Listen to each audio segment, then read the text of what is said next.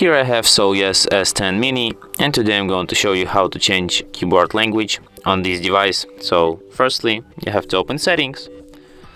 Next you have to go to the Languages and Input section. Then Current Keyboard, Android keyboard. Then Languages. If you want to select languages in which you want to type, you have to disable this feature, Use System Languages.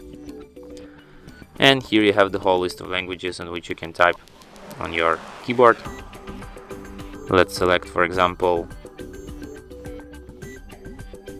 Greek, and let's try to write something in Greek language on this device. So as you can see, now I have Greek keyboard on my device. And that's it. Thanks for watching. If you find this tutorial useful, don't forget to hit that like button and subscribe to our channel.